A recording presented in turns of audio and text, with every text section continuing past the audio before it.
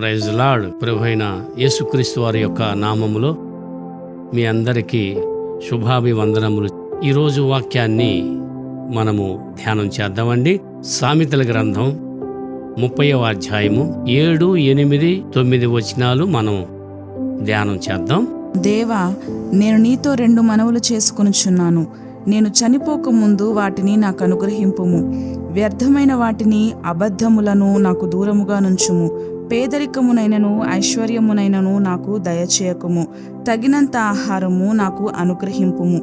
ఎక్కువైన ఎడల నేను కడుపు నిండిన వాడనై నిన్ను విసర్జించి యెహోవా ఎవడని అందునేమో, లేక బీదనై దొంగిలి నా దేవుని నామమును దూషింతునేమో. దేవునికి స్తోత్రం.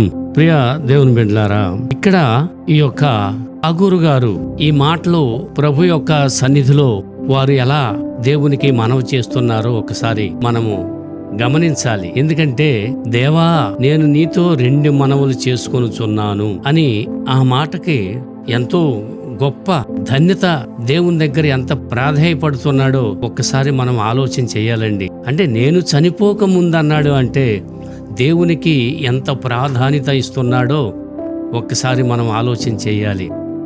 అంటే దేవుని దగ్గర ఆయన యొక్క హృదయములో ఉన్నటువంటి ఆ యొక్క ఆసక్తి అంతా ప్రభు యొక్క సన్నిధిలో తెలియజేయాలని అనేకమైనటువంటి ప్రజలకి దేవుని వాక్యము కొరకు, దేవుని యొక్క మాటల కొరకు అనేకులకు కూడా నేను తెలియజేయాలి.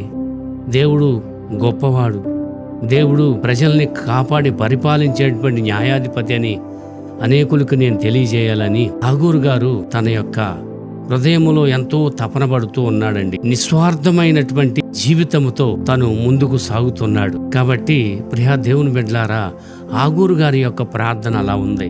ఎందుకంటే దేవా, నేను నీతో 2 మనవులు చేసుకొనుచున్నాను. నేను చనిపోక ముందు వాటిని నాకు అనుగ్రహింపము అన్నాడు. అంటే మరి దేవుని మీద ఎంత భయభక్తులు ఉన్నాయో ఒకసారి ఆలోచన చేయాలి. ఏమిటి ఆ మాటలు? ఎందుకని దేవుని దగ్గర ఆ మాటలు ఆ యొక్క అగూరు గారు మాట్లాడుతున్నాడు? వ్యర్థమైన వాటిని, అబద్ధములను నాకు దూరంగా ఉంచయ్యా. అబ్బా, ఎంత చక్కటి మాట అండి. దేవుని దగ్గర 2 మనవులు. అయితే ఏమిటి ఆ వ్యర్థమైనటువంటి మాటలంటే, దేవుని బిడ్డలుగా, దేవుని ప్రజలుగా ఉన్నటువంటి వారు ఎలా జీవించాలి లోకంలో అనేది ప్రశ్న. దేవుని బిడ్డలైనటువంటి వారు, దేవుని నమ్మినటువంటి వారు, క్రైస్తవులైనటువంటి వారు ఎలా ఉండాలి అంటే, బయటికి వెళ్తే ఎలా దేవుని గురించి మనం వారికి తెలియజేయాలి, సువార్త ఎలా ప్రకటన చేయాలి, యేసయ్య గురించి ఎలా చెప్పాలి వాళ్ళకి. అదే రీతిగా ఇంటా బయట ఒకే రీతిగా ఉండాలి క్రైస్తవుడు అనేటువంటి వారు అని తను నిర్ణయించుకొని ఆసక్తితో ప్రభువుకి తన యొక్క ఉద్దేశం అంతా కూడా బయలుపరిచినట్లుగా ఇక్కడ మనం చూస్తూ ఉన్నాం. కాబట్టి ఆయన యొక్క ప్రవర్తన ఎలాగుందో ఒకసారి ఆలోచన చేయాలి. దేవుని గురించే సంభాషణ, దేవుని గురించే అనేకులకి చెప్పాలన్నటువంటి తపన అనేది తనలో ఎంత మెండుగా ఉందో ఒకసారి మనం ఆలోచన చేయాలి. కాబట్టి అబద్ధములను నాకు దూరంగా ఉంచమన్నాడు. అంటే ఈ రోజుల్లో ఎంతమంది అండి అబద్ధం చెబుతూ దేవునికి దూరం అయిపోతూ నేను క్రైస్తవుణ్ణి అని చెప్పుకుంటున్నారు. ఈ రోజున ప్రభు అగూరు ద్వారా మాట్లాడుతూ ఉన్నాడు. ఎందుకంటే ప్రతి క్రైస్తవుడు ఎలా ఉండాలి అంటే, దేవా, నీకు నేను అనుకూలంగా ఉండాలి, నేను యథార్థంగా నడవాలి, యథార్థంగా ప్రవర్తించాలి, యథార్థంగా పరిచర్య చేయాలి, యథార్థంగా నా హృదయాన్ని నీకు అర్పించుకోవాలి, సత్యమే మాట్లాడాలి, అబద్ధం అనేది ఉండకూడదు అనేది మరి దేవుని దగ్గర ఎంతగా ప్రాధేయపడుతున్నాడో ఒక్కసారి ఆలోచన చేయాలి. ప్రియ దేవుని బిడ్డలారా, అగూరు గారు పలికినటువంటి మాటల్లో ఎంతో ధన్యత. నేను చనిపోకముందే అన్నాడు అంటే తనలో ఎంత ఆసక్తి, దేవుని మీద ఎంత భయము భక్తి ఉందో ఒకసారి మనం ఆలోచన చేయాలి. దేవుని మీద అంత భయము భక్తి వణుకు ఉండబట్టే ఆయన ఆ మాటలు మాట్లాడాడు. అబద్ధములను, వ్యర్థమైనటువంటి మాటలు ఎంతోమంది మరి దేవుని నమ్మినటువంటి వారు పలుకుతారయ్యా. వ్యర్థమైనటువంటి మాటలు మాట్లాడుతూ ఉంటారు, అబద్ధాలు మాట్లాడుతూ ఉంటారు. అవన్నీ నేను చవి చూశానయ్యా, కానీ అవన్నీ నాకొద్దయ్యా, అవన్నిటిని నాకు దూరంగా ఉంచితే నేను ధన్యుడిగా నీకు కనిపిస్తాను ప్రభువా అని చెప్పి దేవునికి నేను దగ్గరగా ఉండాలి, అబద్ధాలని నేను దూరంగా ఉంచుకోవాలి అని నేను నిర్ణయించుకున్నానయ్యా అని దేవునికి ప్రార్థన చేస్తూ ఉన్నాడు. చూడండి, ఆ తర్వాత పేదరికమైనను ఐశ్వర్యమైనను నాకు దయచేయొద్దయ్యా. పేదరికాన్ని నాకు దయచేస్తే ఈ లోకంలో పేదవాడిగా నేను ఏంటి నాకు ఈ జీవితము? దేవుడు నాకెందుకు పేదవాడిగా నన్ను చేశాడు? అనేకమైనటువంటి వారిని ఎంతో మందిని ఐశ్వర్యవంతులుగా చేశాడుగా. అలా నేను అనుకోనయ్యా. ఎందుకంటే నన్ను పేదవాడిగా చేస్తే నేను దొంగిలించి నీ నామమునకు అవమానం తెచ్చి నిన్ను దూషిస్తానేమో అని ఆ మాట కూడా ఆగూరు గారు పలికినట్లుగా ఇక్కడ మనం చూస్తూ ఉన్నాం. అయితే ఐశ్వర్యవంతుడుగా నన్ను చేయొద్దు, ఎందుకంటే తర్వాత ఐశ్వర్యవంతుడుగా చేసి నేను ఎక్కువై కడుపు నిండిన వాడనైతే యెహోవా ఎవడో అని నేను అందునేమో ప్రభువా అని ఆ మాట కూడా ఎంత చక్కగా ప్రార్థన చేస్తున్నాడో చూడండి ప్రియా దేవుని బిడ్డలారా. ఈ యొక్క ఆగూరు యొక్క మాటలు వినాలి, విని మార్పు చెందాలి. ఎప్పుడు ఒకే రీతిగా ఉండకూడదండి. ఆగూరు పలికినటువంటి యథార్థమైనటువంటి మాటలు, యథార్థమైనటువంటి ప్రార్థన, యథార్థంగా దేవునికి ప్రార్థన చేస్తూ ఉన్నాడు, దేవునికి మనవి చేస్తూ ఉన్నాడండి. కాబట్టి ప్రియా దేవుని బిడ్డలారా, నిర్గమకాండం కూడా ఒకసారి చూద్దామండి. నిర్గమకాండము 5వ అధ్యాయము 2వ వచనాన్ని మనం ధ్యానం చేద్దాం. ఫరో, నేను అతని మాట విని ఇజ్రాయేలీలను పోనిచ్చుటకు యెహోవా ఎవడు? నేను యెహోవాను ఎరుగను, ఇజ్రాయేలీలను పోనీయననెను. ప్రియా దేవుని బిడ్డలారా, దేవుని దాసుడైనటువంటి యొక్క మోషే గారు, నీవు ఫరో దగ్గరికి వెళ్ళు, ఫరో దగ్గరికి వెళ్ళిన తర్వాత నీవు ఏం చెయ్యాలో అది నేను నీకు తెలియజేస్తాను అని అంటే, అయ్యా నేను నత్తివాడినయ్యా, ఫరోని చూస్తేనే నాకు భయంగా ఉంది. ఎందుకంటే మోషే దేవునికి ప్రార్థన చేసి దేవుణ్ణి అడుగుతున్నాడు, నేను వెళ్ళలేనయ్యా, నేను నత్తివాడిను. ఫరో అందరికి కూడా ఐగుప్తు దేశంలో దేవుడిగా అతన్ని మరి పూజిస్తున్నారయ్యా. కాబట్టి ఆయన్ని చూస్తే నాకు భయంగా ఉందయ్యా, నా అన్న అయినటువంటి అహరోన్ని పంపయ్యా అంటే, లేదు నేను నిన్ను ఎన్నుకున్నాను, నువ్వు వెళ్ళు. ఫరో అందరికీ దేవుడైతే ఫరోకు నిన్ను దేవుడిగా నేను చేస్తాను, నేను సర్వశక్తి గల దేవుడను, నువ్వెందుకు భయపడుతున్నావని ప్రభు మోషేకు చెప్పినట్లుగా చూస్తున్నాం. ప్రియా దేవుని బిడ్డలారా, ఫరో కఠినుడు, నేను ఆ ప్రజలను నేను పోనివ్వను, యెహోవా ఎవడో నేను అతని మాట వినను అని చెప్పేసి దేవుణ్ణే ధిక్కరించాడు. అందుకనే కడుపు నిండినటువంటి వారికి ఆ మాటలు వస్తాయి. ఇందాక ఆగూరు గారు పలికిన మాటలు మనం విన్నాం కదండి. ఎందుకంటే ఎక్కువ అయితే కడుపు నిండిన వాడనైతే నేను యెహోవా ఎవడో అని అందునేమో. అలాగనే ఫరో కూడా యెహోవా ఎవడో, నేను ఈ జనుల్ని దేవుని ప్రజలను నేను పోనివ్వను అని అన్నాడు. ఫరో కడుపు నిండిన వాడై ఆ మాటలు మాట్లాడినట్లుగా ఇక్కడ చూస్తున్నాం.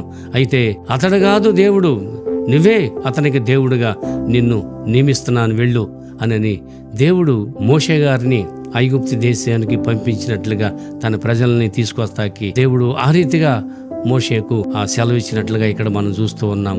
ఆ తదుపరి కాబట్టి ప్రియా దేవుని బిడ్డలారా, చివరికి ఫరో గతి ఏమైందో మనం ఒకసారి ఆలోచన చేయాలి. హెచ్చించుకున్నాడు కాబట్టి అతన్ని ఆ హెచ్చింపంతా తగ్గించేసి దేవుని యొక్క మహిమను చూపించాడు. దేవుడు సర్వశక్తి గల దేవుడు, ఆయన ఉన్నది లేనట్లు లేనిది ఉన్నట్లుగా చేసేటువంటి శిల్పకారుడు. కాబట్టి దేవుణ్ణి ధిక్కరించి యెహోవా ఎవడు అన్నాడు. కాబట్టి అతన్ని తగ్గించేశాడు. అతన్ని తగ్గించి తన దాసుడైనటువంటి మోషే గారిని హెచ్చించినట్లుగా ఇక్కడ మనం చూస్తూ ఉన్నాం. దేవునికి స్తోత్రం. ఈ రోజు మనం నేర్చుకోవాల్సింది, దేవుని ఎదుట మనం తగ్గించుకొని ఉండాలండి. దేవుణ్ణి మహింపరచాలి, దేవుణ్ణి ఘనపరచాలి. అప్పుడు మనల్ని దేవుడు హెచ్చిస్తాడు. ఆగురు కూడా తగ్గించుకొని మరి అనేకులకు కూడా మాదిరిగా కనిపించి ఆగురు తను తగ్గించుకున్నాడు. అదే రీతిగా తన యొక్క సౌకర్యం గురించి ఆగూరు ఆలోచన చేయలేదండి. దేవుని మహిమ మీద ఆధారపడ్డాడు. దేవుని యొక్క మహిమ మీద ఆధారపడి దేవుణ్ణి ఘనపరిచాడు, దేవుణ్ణి కొనియాడాడు. మరి ఈ రోజున ఆగూరు మనకి మాదిరి చూపిస్తున్నాడండి. కాబట్టి తాను తగ్గించుకొని 2 మనవలు నీతో చేసుకుంటానని ప్రభు దగ్గర ఆ మనవలన్నీ కూడా తెలియజేశాడు. తన యొక్క మనసులో ఉన్నవన్నీ కూడా ప్రభువుకి తెలియపరిచి ప్రభు దగ్గర దీవెనలు పొందుకున్నట్లుగా ఇక్కడ మనం చూస్తున్నామండి. ఈ రోజున ఎంతమంది ఆగూరులాగా తగ్గించుకొని ఉన్నారో ఒకసారి ఆలోచన చేయాలి. ఆగూరులాగా తగ్గించుకొని తను తగ్గించుకొని దేవుణ్ణి మహింపరిచేవారిలాగా మరి ఆగూరులాగా ఎంతమంది ఉన్నారో ఒక్కసారి ఆలోచన చేయాలి. ఎందుకంటే దేవుని బిడ్డలైనటువంటి మనం దేవుని కొరకే మనము ప్రయాసపడాలి, దేవుని కొరకే మనం పాటుపడాలి, దేవుని కొరకే మనము నిందలు కూడా పడాలి, దేవుని కొరకే మనం ప్రయాసపడి దేవుని యొక్క బిడ్డలుగా దేవుని పరిచర్య నిమిత్తం కూడా దేవుణ్ణి మహింపరిచేవారుగా మనం ఉండాలి. కాబట్టి ప్రార్థనాపూర్వకంగా అలాంటి ప్రార్థన ఉండాలి. అలాంటి యొక్క ప్రార్థనలో మనము కొనసాగాలి. అలాగనే తిమోతికి రాసిన మొదటి పత్రిక 6వ అధ్యాయము 8వ వచనాన్ని మనం ధ్యానం చేద్దామండి. మనం ఈ లోకములోనికి ఏమీయూ తేలేదు, దీనిలో నుండి ఏమీయూ తీసుకొని పోలేము, కాగా అన్న వస్త్రములు గలవారమయుండి వాటితో తృప్తి పొంది ఉందుము. దేవునికి స్తోత్రం. చూడండి, ఇక్కడ మనకి కలిగిన దానిని బట్టి దేవుణ్ణి మహింపరిచేలాగా ఇక్కడ మరి పౌలు భక్తుడు ఇలా తిమోతికి రాస్తూ ఈ మాటలన్నీ కూడా తెలియజేస్తూ ఉన్నాడు. ఎందుకంటే మనం ఈ లోకంలో ఏమి తీసుకురాలేదు, ఈ లోకాన్ని నుంచి మనం ఏమి తీసుకువెళ్ళలేం. కాబట్టి ఏది ఏమైనా అన్న వస్త్రములు కలిగిన వారువై మనం ఉండి వాటితో తృప్తి పడేవారిలాగా ఉండాలని కూడా ఇక్కడ దేవుని వాక్యం సెలవిస్తుందండి. ఆగురు కూడా తగినంటే ఆహారం దయచేయి నాయన, సంతృప్తి కలిగినటువంటి జీవితాన్ని అనుగ్రహించు ప్రభు అని దేవునికి ప్రార్థించాడండి. యథార్థంగా ఏ రీతిగా ప్రార్థన చేశాడో అదే ప్రార్థన ఈరోజు మరి ఎంతమంది ప్రార్థన చేస్తున్నారో దేవునికి ఒక్కసారి ఆలోచించేయాలండి. ఎంతమంది దేవునికి ప్రార్థన చేస్తున్నారండి? దేవునికి ప్రార్థన చేస్తున్నాము అంటే ఆ ప్రార్థన ప్రభు సన్నిధికి చేరాలి. దేవుడు మన ప్రార్థన వినాలి. తగ్గింపు ప్రార్థన. కాబట్టి దేవుడు ఇచ్చినటువంటి ఈ యొక్క గొప్ప ధన్యతను బట్టి మరి ఎంతమంది అయితే ఈ రోజున తీర్మానం చేసుకున్నారో ఒకసారి ఆ తీర్మానం ప్రకారం మనం ముందుకు సాగి దేవుని యొక్క సన్నిధిలో, ప్రియా దేవుని బిడ్డలారా, ఈ రోజు వాక్యం మనం విన్నాం కదా. ఆగూరు చేసినటువంటి ప్రార్థన మనం విన్నాము. కానీ ప్రక్కన వారి దగ్గర ఏముందో అని మనం చింతపడకూడదు. మన దగ్గర ఏదైతే ఉందో వాటిని బట్టి దేవునికి కృతజ్ఞత తెలియపరచాలి. ఈ రోజున నాకు తగినంత నాకు ఇచ్చావు నాయన, ఈ రోజు ఈ స్థితిలో నేను ఉన్నానంటే అది నీ కృపే ప్రభువా, నీ ధన్యతేనయ్యా, నీ దీవెనేనయ్యా అని మనము ప్రభుకి సంతృప్తిగా మనం ప్రార్థనాపూర్వకంగా ఆయనను కృతజ్ఞతగా ఆయనను వేడుకున్నట్లయితే ఎంతో మనము ధన్యులం.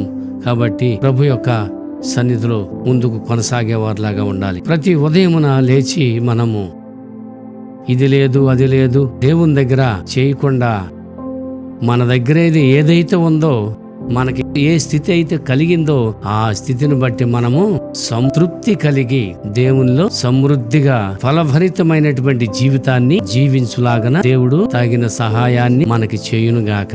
అట్టి కృప ప్రభు మనందరికీ దయచేయునుగాక. ప్రార్థన చేద్దామండి. అందరూ తలలు వంచండి. పరిశుద్ధుడు అయిన దేవా, కృపగల తండ్రి, జీవము గల ప్రభువా, జీవాధిపతి అయిన తండ్రి, సకల ఆశీర్వాదాలకి కారణభూతుడు అయిన మా ప్రియ కన్న తండ్రి, మీ బంగారు పాదాలకే స్తుతులు స్తోత్రాలు అర్పించుకుంటున్నాం ప్రభువా. ఈ రోజున నాయన ఈ వాక్యము వింటున్నటువంటి బిడ్డల్ని నాయన మీరు దీవించండి. ఈ వీడియో చూస్తున్నటువంటి ప్రతి బిడ్డను కూడా మీరు దర్శించండి అయ్యా. ఈరోజు మాతో మాట్లాడిన విధానానికై మీకే స్తుతులు స్తోత్రాలు ప్రభువా. కాబట్టి నాయన ఆగూరు భక్తుడు ఏ రీతిగా నాయన మీ సన్నిధిలో ప్రార్థించాడు, అలాంటి ప్రార్థన ప్రతి ఒక్క గృహంలో కూడా, ప్రతి ఒక్క బిడ్డలో కూడా హృదయాల్లో నాటుకుపోవాలి తండ్రి. ఎందుకంటే వారికి అది ఉంది ఇది ఉందని ఒకరితో కంపేర్ చేసుకోకుండా ఈ యొక్క స్థితిలో దేవుడు మనల్ని ఉంచాడు. కాబట్టి ఈ స్థితిని బట్టి దేవునికి కృతజ్ఞతాస్తుతులు చెల్లించేవారుగా ఉండాలని ప్రార్థన చేస్తున్నాం ప్రభువా. ప్రతి ఒక్క దినం కూడా మిమ్మల్ని మహింపరిచేవారుగా మేము ఉండేవారిలాగా సహాయం చేయమని ప్రార్థన చేస్తున్నామయ్యా. బిడ్డల్ని మరి దీవించండి, ఆశీర్వదించండి. వారి యొక్క అవసరతలు అక్కర్లు అన్నిటిని కూడా మీరు తీర్చమని ప్రార్థన చేస్తున్నాం తండ్రి. మీ యొక్క సన్నిధి కాంతి మీ బిడ్డలైనటువంటి వారందరికి కూడా, ఈ వీడియో చూస్తున్నటువంటి ప్రతి ఒక్క బిడ్డను కూడా పేరు పేరున మీరు దీవించి ఆశీర్వదించమని ప్రార్థన చేస్తూ సంతృప్తితో నాయన మీ బిడ్డలని నింపమని మా ప్రభువును మీ ప్రియ కుమారుడైన యేసయ్య దివ్య నామమును బట్టి మిక్కిలి వినయముతో బ్రతిమలాడి వేడుకొంచున్నాము మా పరమ తండ్రి. Amen, amen, amen.